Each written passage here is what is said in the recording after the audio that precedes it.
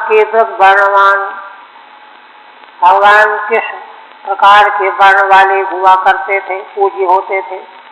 कीदृगाकार, भगवान का विग्रह आकार कैसा होता था। केन वा नामना, और किस नाम से भगवान की स्तुति आराधना की जाती थी। केन वा विधिना,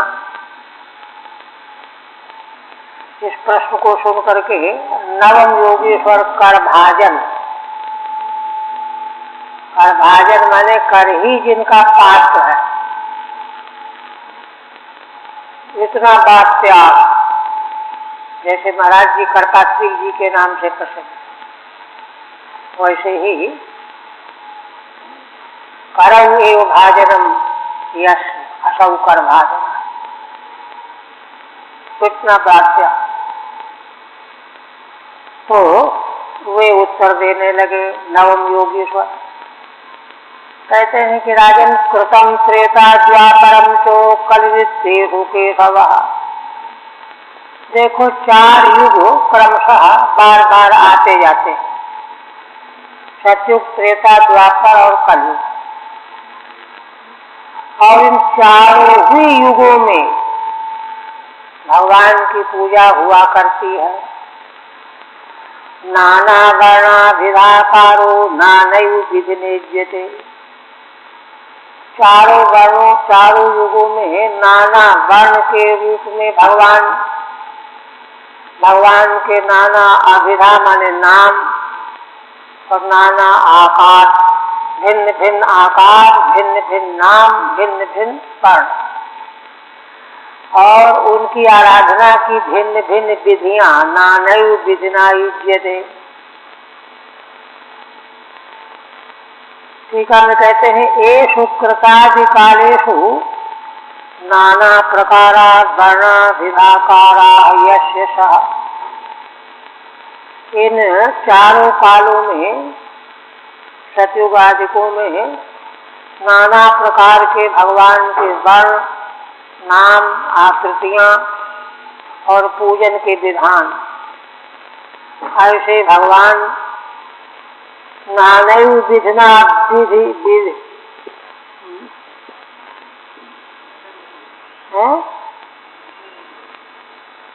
विधिधेन क्या है, ये गलत है। अच्छा, विविध चाहिए। हाँ, विविधे नहीं मार्ग, विविध मार्ग से, अनेक मार्गों से। क्योंकि देखिए वेदत्रयी में जो कर्मकांड, त्रयी कर्म जो है कर्मकांड कहा जाता है, किंतु वह भी भगवान की अर्चा पूजा है। उपासना तो अर्चा पूजा है। ज्ञान कांड भी, तीनों कांड भगवान की आराधना रूप ही है। त्रिकांड भी। फिर कहते हैं कृते शुक्ल चतुर्बाहुर जटिलो बलकलांबरः कृष्णाजिनोपवीताक्षान् बिभ्रद्दंड कमंडलू। योगेश्वर भगवान कहते हैं कि देखो राजन, कृतयुग में भगवान का शुक्ल वर्ण होता और भगवान की 4 भुजाएं, चतुर्बाहु, और भगवान ब्रह्मचर्य वेश वाले जटाएं रखे हुए, बलकर बस धारण किए हुए, कृष्णाजिनोपवीताक्षान्, काले मृगचर्म, उपवीत, यज्ञोपवीत, रुद्राक्ष की माला, और बिभ्रत दंड कमंडलू, भगवान दंड कमंडल धारण किए हुए, जैसे बामन भगवान का। सतयुग के पूज्य भगवान बामन जैसा हो, तो ऐसे भगवान हुआ करते थे। तदेव वर्णादि चतुष्टय महा, वर्णादि चारों का उल्लेख कर रहे हैं कृति इत्यादि में। कृष्णाजिनादीन बिभ्रदिति ब्रह्मचारी वेशो दर्शिता। कृष्ण काले मृग का चर्म धारण किए हुए भगवान,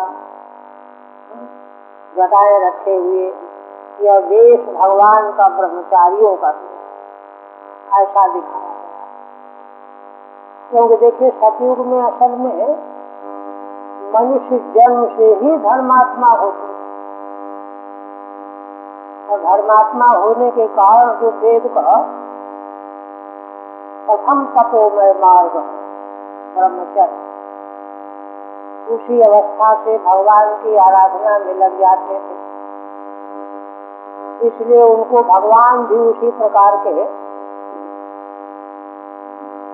दर्शन देने के लिए प्रकट होते, उनको वे भगवान बड़े अच्छे भी लगते, और इसी स्वभाव के अनुसार भगवान का रूप भी, क्योंकि ये तो स्पष्ट है कि भगवान भक्तों की रुचि के अनुरूप विग्रह प्रकट कर लेते हैं, तो भक्तों की रुचि जैसी है उसके अनुसार भगवान अपने को रूप को प्रकट कर लेते हैं।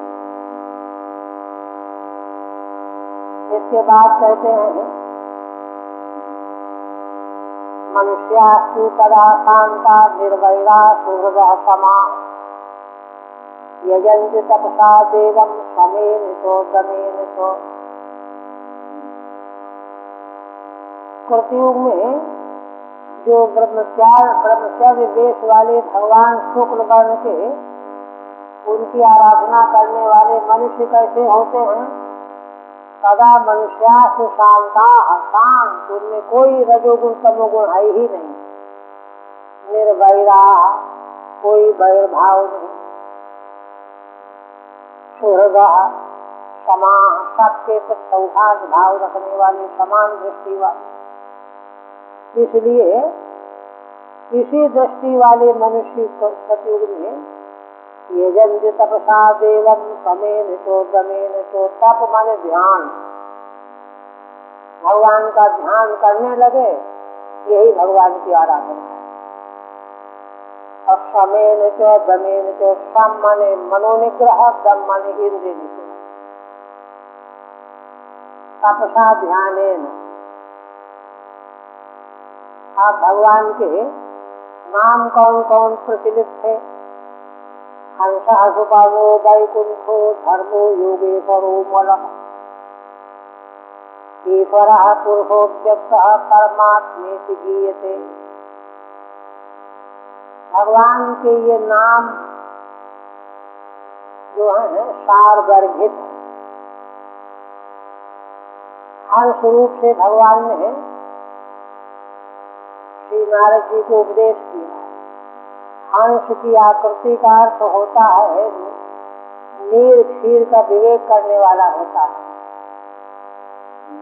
वैसे ही संसार में सत और असत का विवेक करने वाला हंस, ऐसे विवेक करने वाले भगवान परम विवेकी, इसलिए उनका नाम है शोभन पर, शोभन पर। अंक जो है शक्ति के प्रति, तो जो भजन भगवान की शक्ति अव्याहत, तीसरे स्कंद में अपने उपाख्यान में संकेत किया।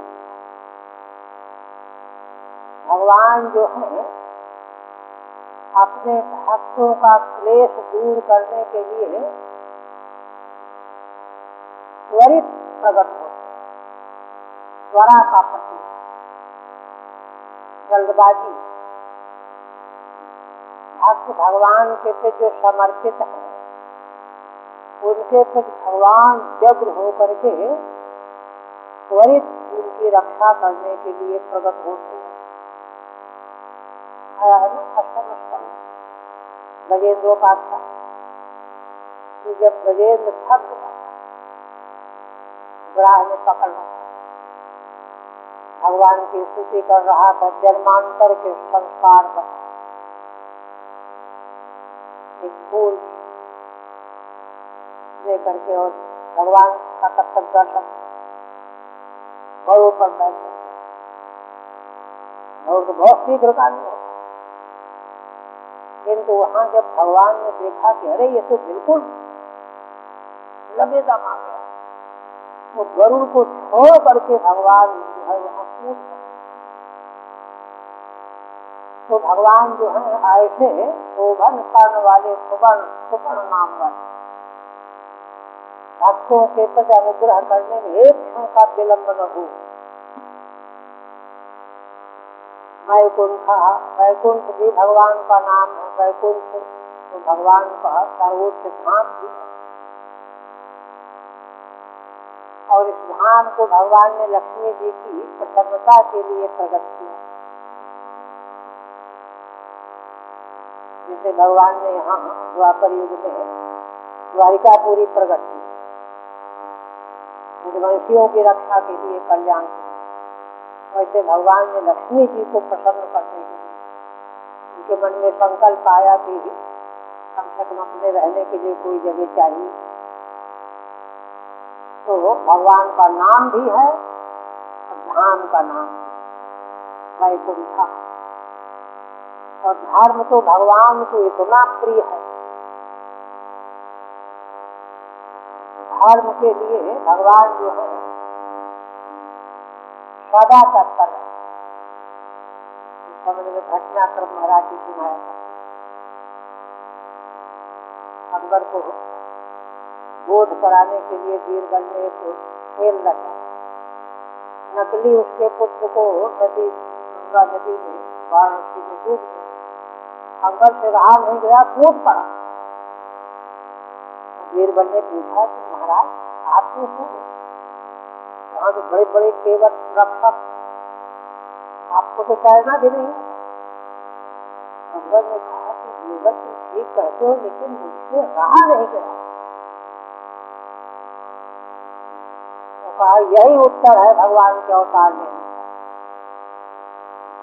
भगवान को धर्म इतना प्यारा है, और धर्म प्यारा होने का मतलब धर्मात्मा भी प्यारे हैं कि भगवान से रहा नहीं जाए। यद्यपि वो तो सर्वज्ञ सर्वशक्तिमान है, कोई व्यवस्था करवाए, किंतु धर्म की गिलानी भगवान को बिल्कुल सही नहीं है। इसलिए स्वरूप भूत जो प्रिय सत्य धर्म है वही भगवान का नाम है। योगेश्वरो अमलः, योगेश्वर योगों को ये सारी योग कलाएं, योग विद्याएं दूसरे लोगों में भगवान से ही उपलब्ध होती है, प्राप्त होती है अपनी तपस्या और आराधना के अंदर। आगे 15वें अध्याय में ये प्रसंग आए। और अमल भी भगवान का एक नाम समझते। भगवान में जो है प्रहलाद जी ने सप्तम स्कंद में जहाँ असुर बालकों को उपदेश किया, वहाँ वैराग्य का उपक्रम करके फिर कहा है कि देखो साथियों, संसार से पार होना ही जीवन का परम लक्ष्य है, और इस लक्ष्य को प्राप्त करने के लिए तत्रोपाय सहस्राणाम, उपाय तो हजारों हैं, किंतु समीचीन साधन का मार्ग भगवान से प्रेम करना है। फिर आगे के पद में हेतु बताया। बाकी जितने साधन हैं सब सर्वथा निर्दुष्ट नहीं है, किंतु भगवत भक्ति का जो मार्ग है, भगवान से बढ़ करके निर्मलता तो कहीं और है ही नहीं। इसलिए यही सबसे बड़ा साधन है, इसी को पकड़ो। और देखो तुम लोग डरना नहीं कि हम तो असुर हैं, हम भगवान की भक्ति के अधिकारी कहाँ हैं, पात्र कहाँ। इसका भी समाधान किया हुआ उन्होंने। अरे तुम ये क्या व्यर्थ की शंका लिए फिर रहे हो? भगवान तो पशु पक्षियों से भी प्रेम करने वाले, इस तरह वो तो साक्षात आत्मा। आत्मा कभी किसी से विरुद्ध होता है क्या? इसलिए अमल भगवान का एक नाम भी है। ईश्वर माने सर्वनियामक, कण कण के नियामक। ईश्वर शब्द का प्रयोग वेदों में जहाँ आया है, सृष्टि की रचना करने वाला तो है ही। मुख्यतः जो है वेदांत के उपनिषदों में ईश्वर तत्व की विवेचना का लक्ष्य क्या है? कण कण का नियामक। एक एक कण जो है, धूलि का कण भी भगवान के नियंत्रण के बिना रह नहीं सकता, ये है। इसलिए भगवान का यह नाम है। पुरुष माने सभी, है ना? शरीर रूपी पुरों में जो सोने वाले हैं, अंतर्यामी रूप से पुरुष सेते थी पुरुषा। और देखिए यह अवतार भगवान का पहला अवतार पीछे आया है, पुरुषावतार, आदि अवतार। अब यह सारे त्रैलोक के ब्रह्मांड का उद्गम है, बीज है, तो यह भी भगवान का नाम है। अव्यक्त माने भगवान किसी प्रकार से दृश्य पदार्थ की तरह से व्यक्त नहीं होते, अव्यक्त है परमात्मा। और परमात्मा माने जितने जीव हैं, जीवों की जो आत्माएं हैं, उन सभी आत्माओं की समष्टि भगवान ही है। समष्टि माने, समष्टि का मतलब क्या है? कोई अलग अलग आत्मा के अंश थोड़े टुकड़े थोड़े हैं। उसका तात्पर्य असल में अपरिच्छिन्न आत्मा, जिसमें किसी प्रकार का परिच्छेद ही न हो, अखंड आत्मा, अपरिच्छिन्न आत्मा, उसको परमात्मा शब्द से कहा जा रहा है। इति गीयते, इन नामों से भगवान की सतयुग में पूजा की जाती थी। ठीक है? नहीं, त्रेतायाम रक्तबाहुषौ चतुर्बाहुस्त्रिमेखला। दूसरा त्रेता युग आया तो रक्तबाहु, लाल बल, क्योंकि त्रेता युग में रजोगुण का भी प्रभाव प्रकट हो जाता है। रजोगुण रजनात्मक होता है, लाल कर देता है। इसलिए उस समय के मनुष्यों के स्वभाव के अनुसार भगवान का वर्ण रक्त वर्ण, चतुर्बाहुस्त्रिमेखला, और भगवान की चार भुजाएं पहले जैसी हैं, और त्रिगुणिता मेखला भगवान के कटी में है। हिरण्य के शस्त्री आत्मा, भगवान के कृष्ण वर्ण के केश बाल, त्रयी आत्मा, त्रयी माने कर्मकांड आत्मिका, वेद त्रयी की आत्मा, त्रयी कर्मकांड विद्या के द्वारा इन्हीं भगवान की पूजा की जाती है। सूक्ष्मवाद्युपलक्षण, और भगवान अपने हाथ में सुख सुवा जो याज्ञिक उपकरण है ना, इनको लिए रहते, निरंतर वही करते रहते, यज्ञ करते रहते, इससे उपलक्षित होते हैं। ठीक है? त्रिगुणा दीक्षांग भूता मेखला यश सा यज्ञ मूर्ति, है ना? दीक्षा दी जाती यज्ञोपवीत के समय में, उस समय मूजी मेखला पहनाई जाती है बटुक को, तो दीक्षा की अंगभूता मेखला, यज्ञ मूर्ति भगवान। हिरण्य केश माने पिशंग वर्ण के केश है भगवान। तदा मनुजा देवम सर्वदेवमयम हरिम यजंति विद्या त्रय्या धर्मिष्ठा ब्रह्मवादिना। योगेश्वर भगवान कहते हैं कि ऐसे उन भगवान को उस त्रेता युग में मनुष्य लोग वे तो भगवान साक्षात सर्वदेवमय हरि ही तो है,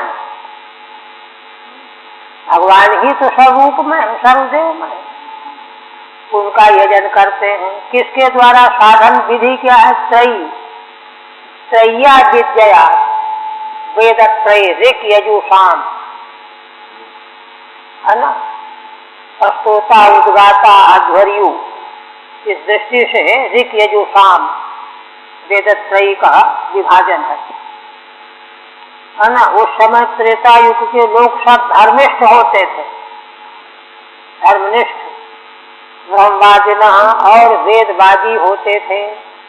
ब्रह्म ने वेद का के ज्ञाता होते थे, वे भगवान की आराधना करते हैं। कहते हैं त्रय्या विद्या वेद प्रयुक्त कर्म भी, ऋक यजु साम तीनों वेदों में जो कर्म बताया गया है उस विधि से उन्हीं भगवान की आराधना करते हैं त्रेता युग में। अच्छा, अब भगवान के नाम कौन से हैं? तो कहते हैं कि विष्णु यज्ञ प्रश्नगर्भा सर्वदेव उरुक्रमा वृषा कपिर्जयन्तश्च उरुगाय इतीर्यते। त्रेता युग में भगवान के इन नामों की प्रधानता रहती है।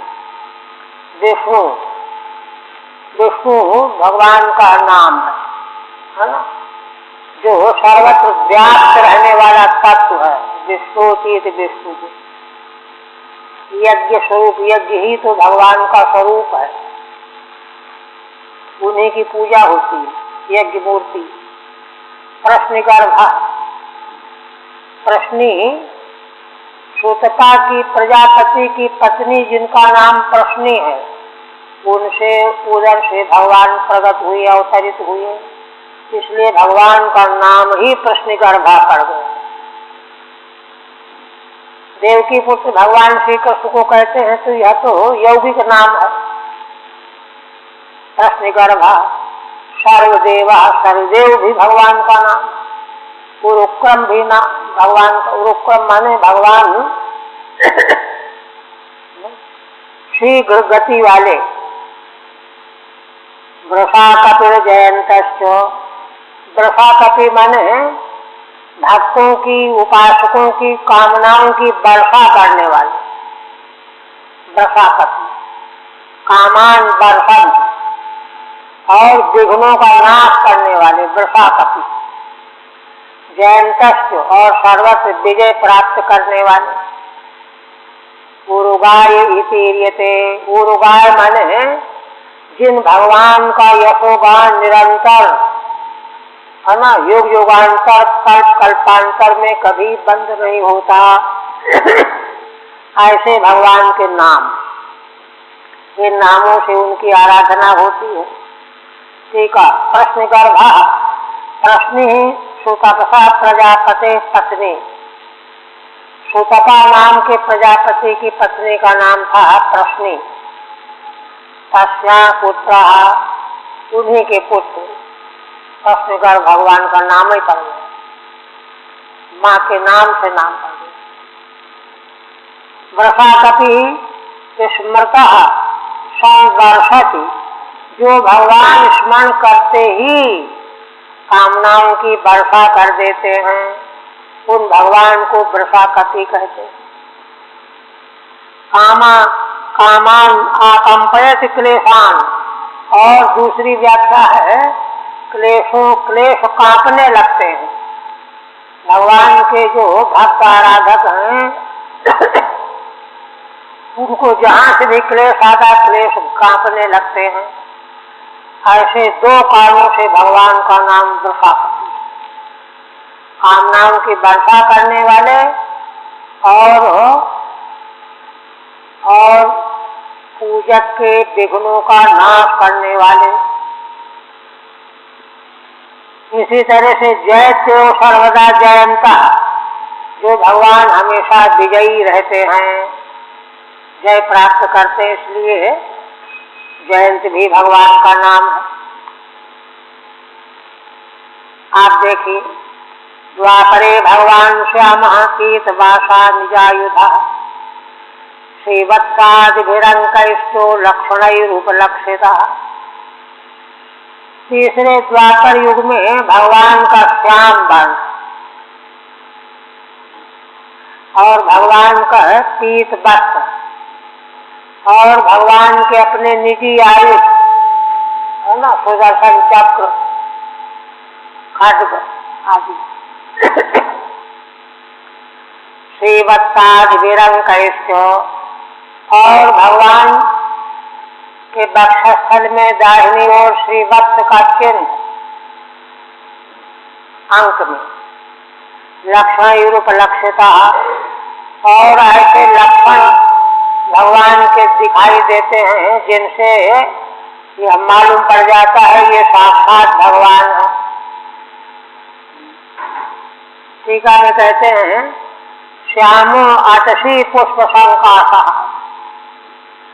आतशी पुष्प माने अलसी का पुष्प फूल, ऐसा भगवान का वर्ण माने एकदम काला रंग का नहीं, आतशी पुष्प के समय सदसा। निजान चक्रादीनि आयुधानि यशसा। भगवान के निजी सुदर्शन चक्र आदि आयुध जो है निज है और किसी के पास सुदर्शन को थोड़ा होता है ना। भगवान के सारे आयुध जो हैं केवल भगवान के ही हैं, क्योंकि भगवान को इन आयुधों ने तपस्या करके प्राप्त किया है। महाराज बताया करते थे कि इन आयुधों ने और आभूषणों ने भी युग युगांतर तक तप किया। इनको लगा कि अरे हम दूसरे राजाओं के शरीर में शोभा दे रहे हैं, भगवान के मंगलमय अंग के हम शोभा देने वाले नहीं बने अब तक, धिक्कार है हमको। ऋषियों से पूछा उन लोगों ने, कहा भाई भगवान को चाहे तो तप करो, तप किया। तब भगवान ने उनको वरदान दिया, उनके तप से प्रसन्न होकर के, ठीक हम तुमको स्वीकार करेंगे। तो भगवान ने उन है ना अलंकारों को और अस्त्रों को स्वीकार किया, इसलिए भगवान के निजी आयुध श्रीवत्सो नाम दक्षसो दक्षिण भाग्यो रोमाम प्रदक्षिणावर्ता। श्रीवत्स किसको कहा जाता है?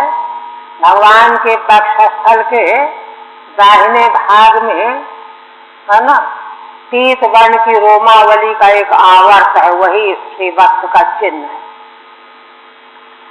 है ना। यह आदिर ये शाम कर चरणादि गत पद्मादि नाम, मूल में आदि कह करके भगवान के हाथ में चरणों में जो अलंकार जो अस्त्र हैं उन सबों को आदि शब्द के द्वारा ग्रहण कराने के लिए कहा गया।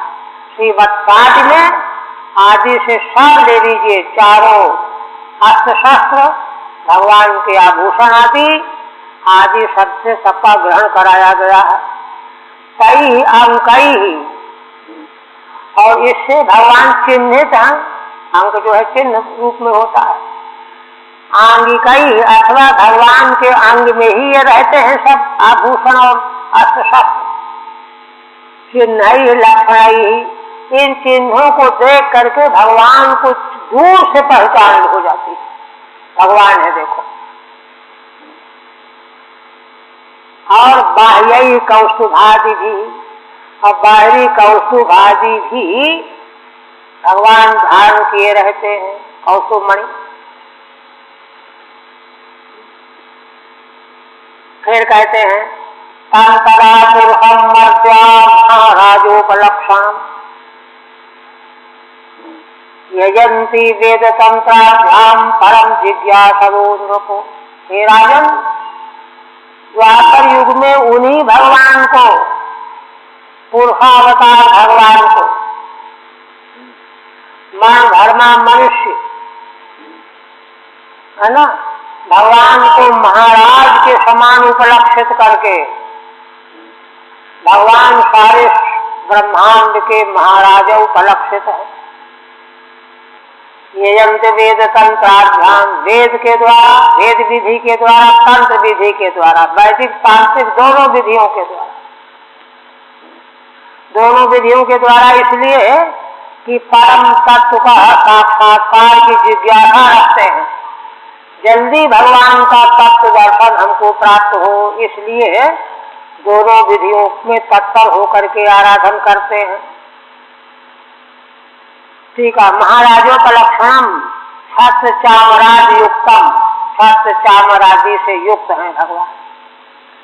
वेद तंत्राभ्याम माने वैदिकेन आगमिकेन च मार्गेण, वैदिक और तंत्र माने आगमिक मार्ग। यजन्ति पूजयन्ति परम ईश्वरम ज्ञातुमिच्छवः, क्योंकि वे लोग परमेश्वर परमात्मा का स्वरूप जानना चाहते हैं इस इच्छा से।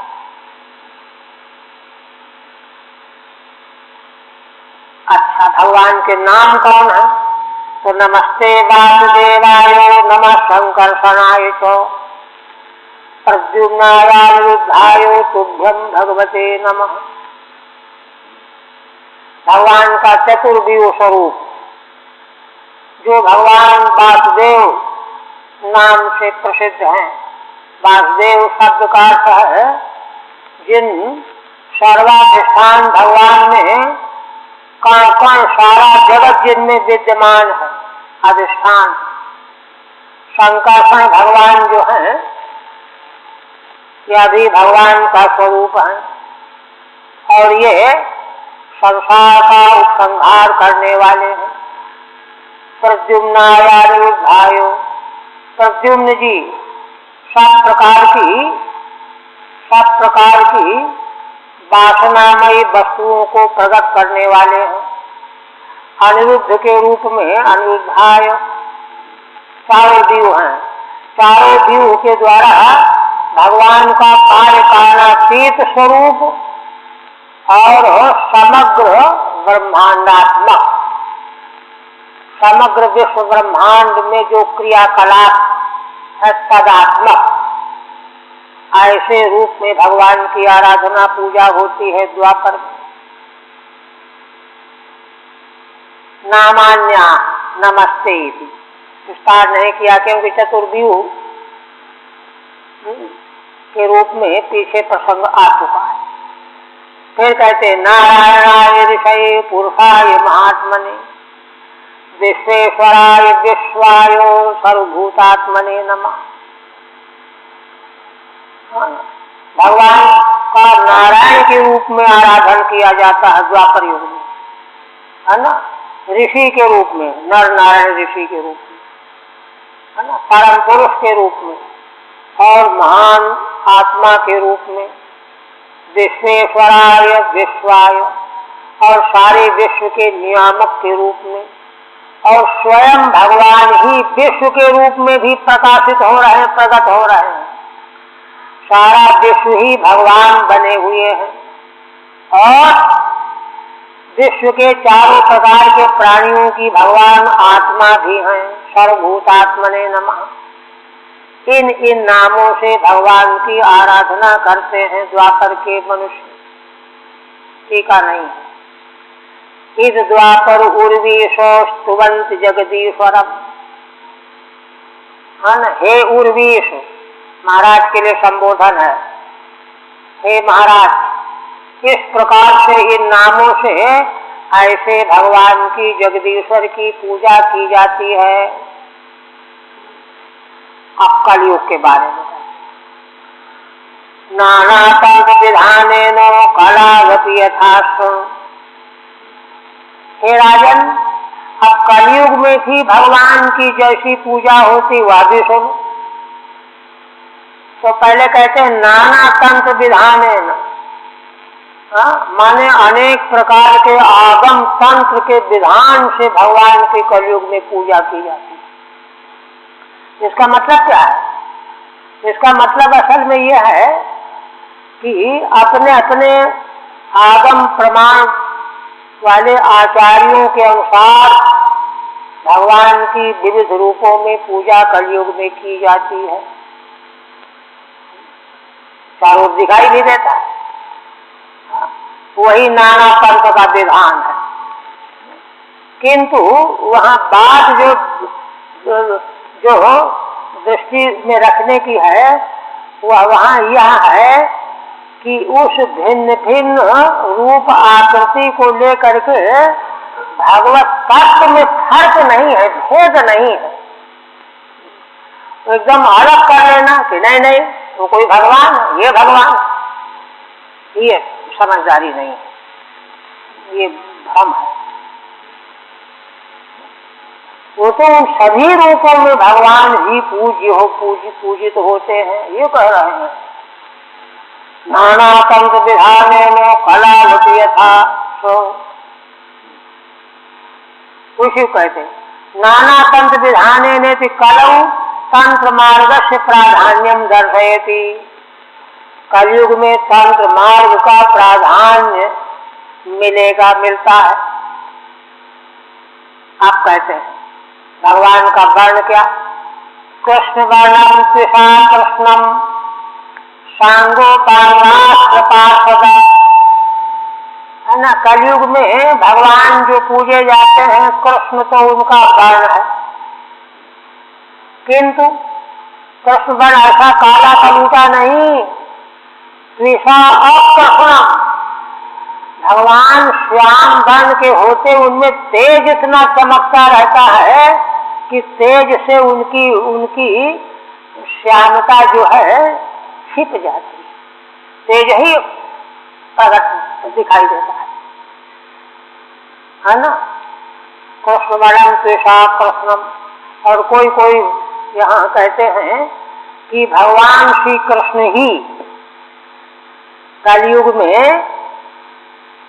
पूज्य होते हैं। सांगोपांगा पार्षदम, भगवान जो हैं उनके अंग और उपांग हो गए भगवान के आयुध, अलंकार और अस्त्र, सुदर्शन चक्र आदि, भगवान के पार्षद 16, इन सबों से युक्त होकर के भगवान की आराधना कलयुग में की जाती है। विधि क्या है? यज्ञ संकीर्तन प्रायेर यजंति ही सुमेधसः।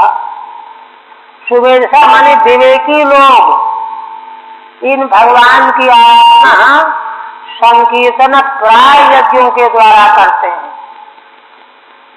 कलयुग में भगवान का यशोगान करते हैं, नाम कीर्तन करते हैं, अखंड नाम जप करते हैं। इस प्रकार से आराधना होती है। आप देखिए श्रीधर स्वामी कहते हैं रुक्षताम व्यावर्तयति, है ना। कलयुग में जो पूजे जाते हैं भगवान कृष्ण वर्ण के हैं, तो कृष्ण वर्ण का मतलब एकदम काले कलूटे नहीं। त्रिषा कांत्या अकृष्णम, भगवान की कांति इतनी विलक्षण होती है कि श्यामलता जो है दृष्टिगोचर नहीं, वो कांति में ही दृष्टि जाएगी हमारी, है ना। इंद्रनील मणिवद उज्ज्वलम, इंद्रनील मणि देखिए सांवली होती है, लेकिन उसमें इतना तेज होता है कि सूर्य की चमक की तरह से दिखाई देती है दूर से, सांवली होने पर भी। ऐसा भगवान का उज्ज्वल इंद्रनील मणि की तरह, है ना। विग्रह सांवला होने पर भी तेज जो है उज्ज्वल है। अथवा यद्वा करके श्रीधर स्वामी कहते हैं त्रिषा कृष्णम कृष्णावतारम, तेज से युक्त भगवान श्री कृष्ण माने कृष्णावतार, द्वापर में अवतार लेने वाले भगवान श्री कृष्ण की ही आराधना पूजा कलयुग में होती है। अनेन कलौ कृष्णावतार से प्राधान्यम दर्शयति। देखिए श्रीधर स्वामी कहते हैं इससे देखिए भागवत शास्त्र में कलयुग में भगवान श्री कृष्ण के अवतार और पूजन की प्राधान्यता दिखाई गई। प्राधान्य। अच्छा, फिर अंगानी हृदयादीन, भगवान के अंग हृदय, चरण, दक्षस्थल, है ना, उपांगानी कौशुभादीन, अंगों में लगे रहते ना आभूषण, तो उपांग है। अस्त्राणि सुदर्शनादीन, सुदर्शनादि चक्र, पार्षदा सुनंदादय तत्सहितम, सुनंदादि 16 पार्षद भगवान की, इनके सहित भगवान की पूजा होती है कलयुग में। यज्ञैहि अर्चनैहि, यज्ञ रूपी अर्चना, कौन से यज्ञ? संकीर्तनम नामोच्चारणम स्तुतिश्च, जिसमें भगवान के नामों का उच्चारण, कीर्तन और स्तुति स्तवन तत्प्रधान, इसी की प्रधानता होती है। सुमेधसो विवेकिनः, विवेकी लोग भगवान की इस रूप में आराधना करते हैं। अब कलयुग में जिन भगवान की आराधना की जाती है उनकी स्तुति 2 पद्यों में बहुत ही उच्च कोटि है।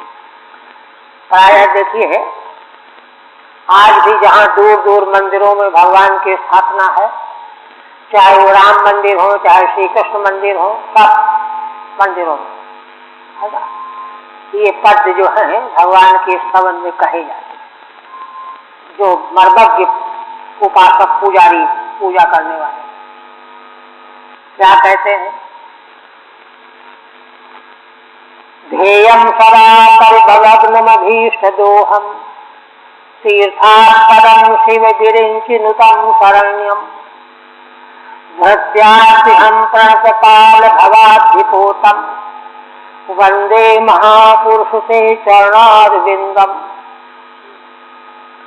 देखिए कलयुग में असल में मनुष्यों का चित्त जो है ना, चंचल रहता है, भटकता रहता है, यहाँ वहाँ यह वह, ऐसा वैसा अनुभव सिद्ध है। किंतु पहले के युगों में ये बात नहीं थी, समस्या नहीं थी।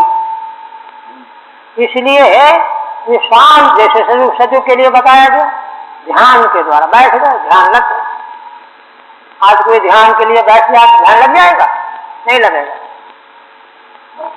त्रेता युग में वेदत्रयी के द्वारा यज्ञ आराधना हो रहा, यज्ञों के द्वारा भगवान की आराधना हो रही, तो चंचलता आ गई। ऐसे द्वापर में भी, द्वापर में जो है अभिचार आदि कर्म भी होने लगे, इसलिए तंत्र का प्रवेश हो गया। और कलयुग में तो बहुत ही चित्त की अशांति, इसलिए कलयुग में भगवान की आराधना का जो मुख्य स्वरूप है, मार्मिक स्वरूप है, वह हृदय से भगवान की स्तुति में डूब जाना। भगवान की महिमा, स्तुति भगवान की महिमा का वर्णन होता है, उसमें अपने अंतःकरण को समर्पण कर देना, डूब जाना, है ना। और यह जितना अधिक बन पाएगा उतना ही भगवान का अनुग्रह हमको प्राप्त होगा। इसलिए कलयुग के लिए आराध्य भगवान के इन 2 स्तवनों का बहुत ही महत्वपूर्ण स्थान है। क्या कहता है भक्त? ध्येयं सदा परिभवग्नमभीष्ट दोहम, तीर्थास्पदं शिवविरिञ्चिनुतं शरण्यं। भक्त कहता है कि अरे उन भगवान के मंगलमय चरण कमल जो हैं सदा ध्यान करने योग्य हैं, सदा ध्येयम ध्यातुम योग्यम ध्येयम, सदा सर्वदा। कहते कैसे? परिभवघ्नम, परिभवघ्नम का मतलब देखिए, परिभव माने संसारी जीव को निरंतर लगातार तिरस्कार ही मिलता रहता है।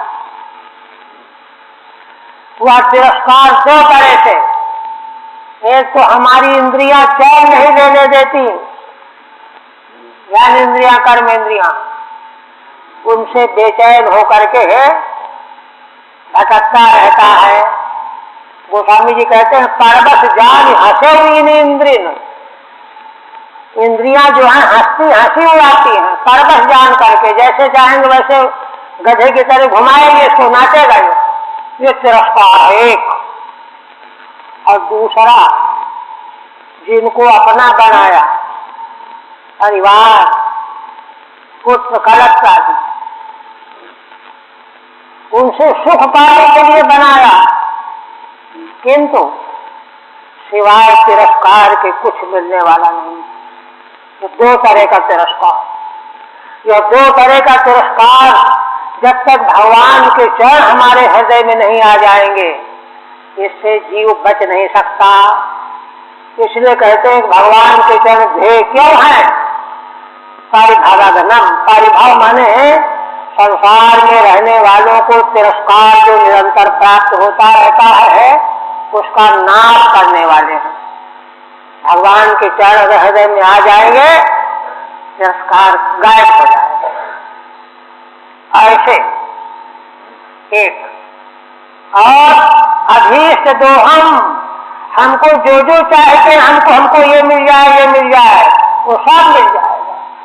उसका क्षरण कर देते हैं भगवान के चरण कमल, उसका क्षरण कर देते हैं। अभीष्ट दोहम तीर्थास्पदम, और कहते हैं कि देखो भगवान के चरण कमल कैसे हैं, है ना? जैसे भगवान के चरणों से निकली हुई गंगा सारे संसार को पवित्र कर रहे हैं कि नहीं? तो गंगा में पवित्र करने का सामर्थ्य भगवान के चरणों के संसर्ग से ही तो आया। इसलिए तीर्थ का तीर्थत्व तो भगवान के चरणों में ही है। तीर्थास्पदम। और इतना ही नहीं, शिव गिरिंचिनुतम शरण्यम, भगवान शिव और ब्रह्मा के द्वारा भी नमन करने योग्य हैं, है ना? नमन करने योग्य नहीं, इन दोनों के द्वारा जो जिनको नमन किया जाता है ना? ये दोनों जिनको नमस्कार करते ही रहते हैं, नुतम। तो कहते हैं अरे ये तो भगवान करते हैं, शिव जी और ब्रह्मा जी, ये क्यों करते हैं? कहते नहीं जानते हो, भगवान के चरण कमल सभी के शरण है, चाहे कोई कितना ही बड़ा हो। शरण माने है ना, शरण योग्यम शरण्यम, शरण लेने योग्य शरण। भक्त्यार्थ हम, तो किसी के मन में आए कि अच्छा तब तो भगवान के पूजा करने वाले, चरणों का ध्यान करने वाले ब्रह्मा शिव जैसे हैं, तो हम लोगों की क्या चलाई, हम लोग क्या कर पाएंगे? तब कहते नहीं, भगवान जो है, कोई सेवक चाहे किसी भी जाति का हो, किसी भी योनि का हो, कितना ही छोटा हो, उसके दुख को भगवान के चरण कमल हरण करने वाले भक्त्यार्थी हम। भक्त माने सेवक के, आरती माने दुख का नाश करने वाले हैं। ये विचार नहीं करते कि ऊंचे होंगे तो नाश करेंगे, नहीं तो नहीं करेंगे। प्रणतपाल भवाभिपूतम, और भगवान के चरण कमल कैसे हैं? जो उनके शरण में आता है उसका पालन करने वाले, प्रणतपाल, है ना? और इसीलिए संसार रूपी समुद्र को पार करने के लिए जहाज की तरह से हैं, भवाभिपूत। वंदे महापुरुष ते चरणारविंदम, हे भगवान, महापुरुष पहले शब्द आया ना, महाराजों का लक्षण। ऐसे महान पुरुष भगवान, हे भगवान संबोधन है, आपके उन चरण कमलों की मैं वंदना करता हूँ। ठीक है, स्तुति माध्येयमिति, हे प्रणतपाल, हे महापुरुष, संबोधन बना दिया। हे महापुरुष, हे प्रणतपाल, भगवान को संबोधन के पद। ते चरणारविंदम वंदे, मैं आपके चरण कमलों की वंदना करता हूँ। कथम भूतम, भगवान के चरण कमल कैसे हैं? ध्येयम ध्यान योग्यम, पहला विशेषण, जो ध्यान करने योग्य। और सदा माने सर्वत्र, सब काल में, सर्वदेश में, सब परिस्थितियों में।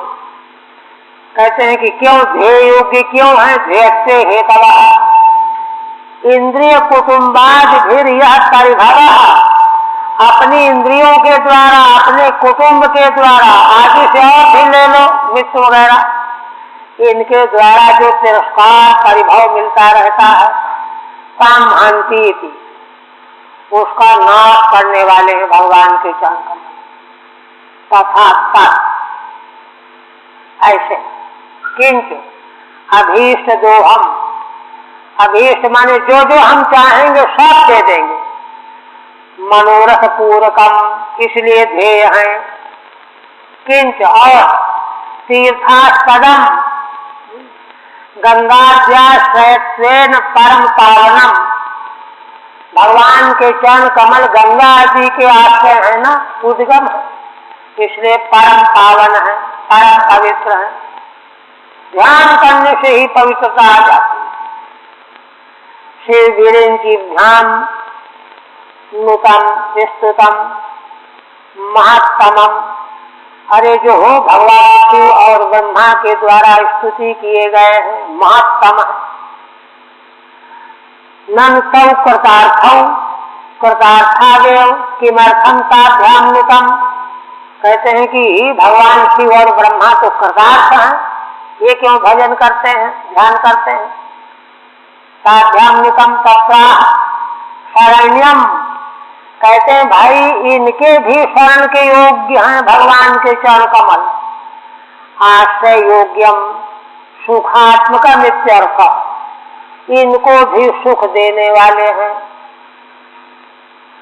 तभी ब्रह्मादि स्तुत्यम प्राकृतस्य कथम गोचरः स्यात्, कहा अच्छा तो जो भगवान के चरण कमल ब्रह्मा शिव के द्वारा स्तवनीय हैं, वे प्राकृत जीव के भला कैसे दृष्टिगोचर होंगे? कहते ये शंका मत करो ना। भक्त्यार्ति हम, भक्तियों की आरती दुख को नाश करने वाले हैं। यस्य कस्यापि भक्त मात्र स्यार्ति हंत्री, भक्त चाहे कोई भी हो उसके दुख का नाश करने वाले हैं भगवान के चरण कमल। न केवलम आगंतुकार्ति मात्रम हंति, है ना, भगवान के चरण कमल केवल आगंतुक दुख को नाश करते हो इतना ही नहीं कि ठीक है अब कोई दुख आएगा तो बच जाओगे तुम, इतना ही नहीं, फिर क्या, किंतु भवाधिपोतम संसारार्णवतारकम, संसार रूपी समुद्र से पार करने वाले भी हैं। पुराना जो संसार का क्लेश है इससे पार करने वाले भी हैं। नया दुख कोई रहने नहीं पाएगा, पुराना दुख भी समाप्त हो जाएगा। फिर कहते हैं त्यक्त्वा सुदुष्टज सुरेक्षित राज्य लक्ष्मी धर्मिष्ठ आर्यवचसा यदगाधरण्यम मायामृतंदयितेप्सित मन्वभावत्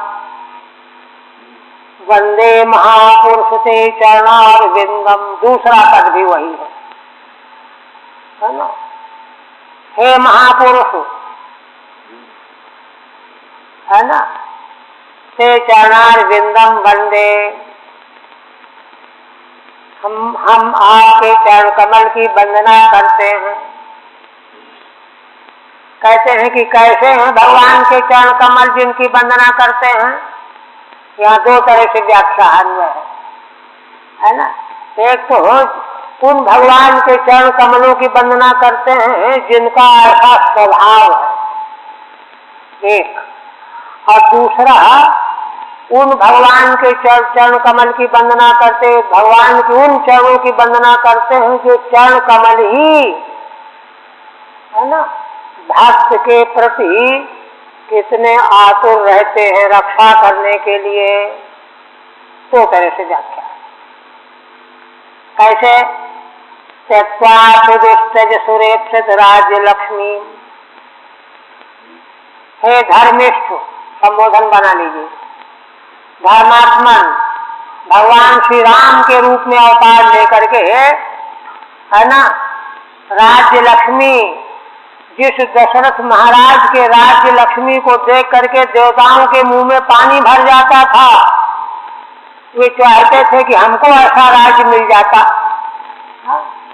है ना, जिसको कोई छोड़ ही नहीं सकता, खुद उत्सज था। ऐसी राज लक्ष्मी को भगवान ने त्याग दिया। क्यों त्याग दिया? कोई मुसीबत आ गई थी क्या? कहा नहीं, आज बचसा अपने पूज्य पिता की बात की आज्ञा का पालन करने के लिए त्याग दिया, और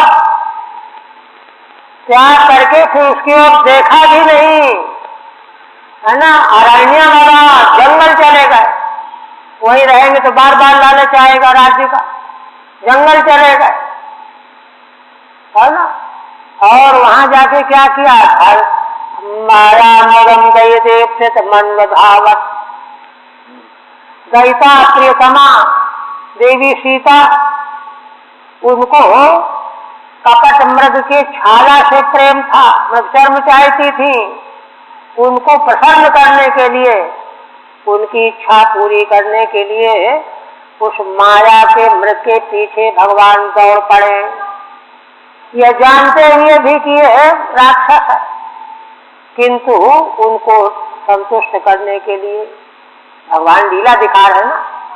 भगवान भक्त को कितना चाहते हैं, कोई भी कठिनाई को स्वीकार कर लेते हैं। अन्वधावत वंदे महापुरुष से चरणारविंदम, ऐसे महान पुरुष भगवान के चरण कमलों की मैं वंदना करता हूँ।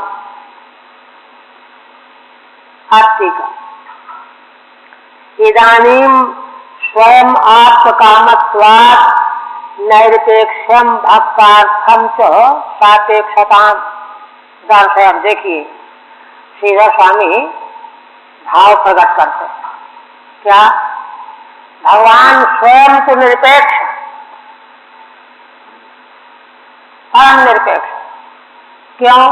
आत्मकाम है, स्वयं आत्मकामत्वात् निरपेक्षम, निरपेक्ष है, राज्यवाज्य की इच्छा नहीं, त्याग दिया। किंतु भक्त के लिए, देवी सीता के लिए कितने सापेक्ष बन गए, यह बात दिखाई जा रही है। निरपेक्षता की पराकाष्ठा और भक्त के प्रति कितनी बड़ी सापेक्षता। भगवान के दिव्य गुण जो है ऐसे ही, वज्रादि कठोराणि मधुनि कुसुमादपि, वज्र से भी अधिक कठोर भगवान का स्वभाव, और कोमल फूल से भी अधिक कोमल। लोकोत्तराम चेतांसी कौन विज्ञातमर्हति, ऐसे लोकोत्तर चित्तों को कौन जान सकता है। तो भगवान का वैसा ही यह चरित्र वर्णन कर रहे हैं। क्या है ना, भक्ताखंड सापेक्षाम दर्शन श्री रामचंद्र स्तौति, भगवान की स्तुति करते हैं। चक्वेति अन्य सुदुस्त्यजा या सुरेक्षिता राजलक्ष्मी, दूसरों के लिए जो दुस्त्यजा है कोई नहीं त्याग सकता, मर जाएगा, छोड़ेगा नहीं। और जिसको देवता लोग भी चाहते हैं हमको ऐसा राज्य मिले, उसको भी भगवान ने ठुकरा दिया। त्यक्त्वा, है ना, यदि थी, है ना, यत को अलग करके पदच्छेद करके, यह जिन भगवान ने, पहली व्याख्या है, यो अरण्य भगात, जो भगवान इतना बड़ा लक्ष्मी का जंगल चले गए। निरपेक्षता किम राज्य वैकल्य है दर्शने न, तो कहते हैं अच्छा इसलिए चले गए होंगे कि अब तो गुंजाइश है नहीं कि हमको मिल जाए, विकल हो गया, राज्य छिन गया। कहते नहीं, धर्मिष्ठ भगवान धर्मात्मा है।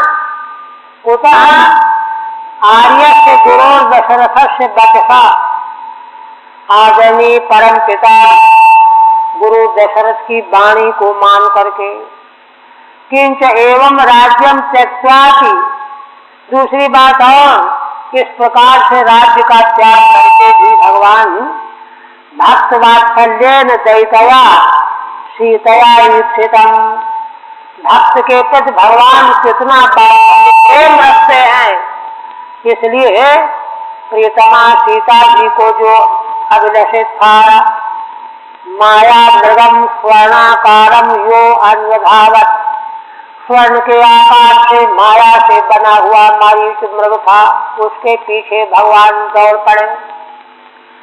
तस्य भगवत चरणारविंदम वंदे, उन भगवान के चरणारविंदों की मैं वंदना करता हूँ। एक व्याख्या तो ये हो गई।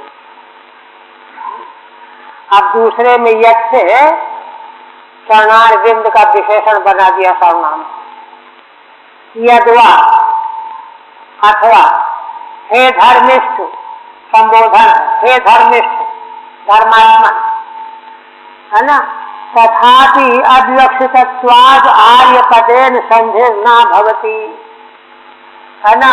व्याख्या नहीं होने से आर्य पद के साथ में संधि में स्वर दीर्घ हो जाता, धर्मिष्ठार्य बच्चा हो जाता, है ना। इसलिए अव्यक्षित मान करके संधि नहीं हुई। तथा यदगादिति, है ना, जो भगवान के चरणारविंद, है ना, राज्य छोड़ करके जंगल चले गए थे। चरणों की महिमा है यहाँ।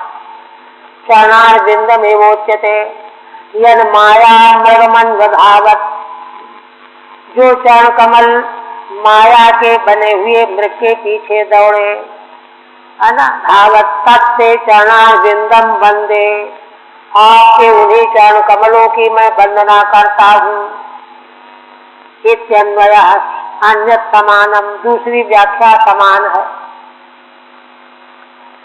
एवं युगानुरूपाभ्याम भगवान युगवर्तिभिः मनजैर्युज्यते राजन श्रेषाधिपरो हरि। पुनः योगेश्वर भगवान कहते हैं कि राजन, इस प्रकार से तत्त युग के अनुरूप, क्योंकि देखो तत्त युग में मनुष्य जो है बड़े शांत थे, सत्युग त्रेता आदि में, इसलिए उस समय भगवान के नाम रूप और विग्रह भी उसी कोटि के थे। भगवान युगवर्ती मनुष्यों के द्वारा पूजे जाते थे। मनजैर्युज्यते राजन श्रेषाधिपरो हरि। देखिए कहते हैं ये तो स्वभाव है, मनुष्यों के द्वारा भगवान सदा सर्वदा प्रत्येक सतयुग में, त्रेता में, द्वापर में, कलयुग में पूजे ही जाएंगे। जो भगवान श्रेयों के ईश्वर हैं, नियामक हैं, श्री हरि, उनकी पूजा युगानुरूपाभ्याम नाम रूपाभ्याम। कलिम सभाग्यंत्यार्या गुणज्ञातार भागिनः, है ना। यत् संकीर्तने नैव सर्वा स्वार्थो विलभ्यते। कहते चारों युगों में कलयुग की बड़ी महिमा है। आर्य लोग, विवेकी लोग, गुणज्ञ लोग, गुणों को पहचान करने वाले, सार भागिना, सार पार लेने वाले, कली की बड़ी महिमा समझते हैं। यत् संकीर्तने नैव सर्वा स्वार्थो विलभ्यते। क्यों? क्योंकि कलयुग में भगवान के नाम कीर्तन के द्वारा ही सारा स्वार्थ प्राप्त हो जाता है, ये कहते हैं।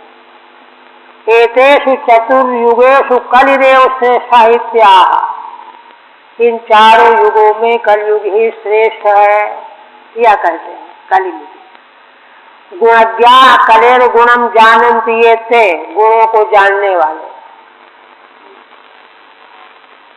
ननु दोषाणाम बहुत्वात् कथम सभाजयन्ति। कोई कहे कि अरे कलयुग में तो बड़े दोष होते हैं, फिर उनका आदर क्यों करते हैं? कहते हैं भाई देखो, दोष तो बहुत होते हैं, लेकिन सार भागी, सारभूत बात को ले लेते हैं। गुणांश ग्राहिण, गुण के अंश को लेते हैं। एक ही गुण हो जाए, लेकिन गुण कितना महत्वपूर्ण है इसको ग्रहण करते हैं। कोसौ वह क्या है ना, गुणस्तमा यत्रेति। जिस कलयुग में भगवान केवल संकीर्तन के द्वारा ही सब कुछ प्राप्त करा देते हैं, तदुक्तम कहा भी गया है। ध्यान कृते यजन यज्ञै त्रेतायाम द्वापरेर्चयन। कृतयुग में भगवान का ध्यान के द्वारा जो पूजन करके आराधन किया जाता है उससे जो फल प्राप्त होता है, त्रेता में यज्ञों के द्वारा जो आराधना करके फल पाया जाता है, द्वापरे अर्चन, द्वापर में अर्चा पूजा के द्वारा जो फल पाया जाता है, यदाप्नोति कलौ संकीर्त केशवम।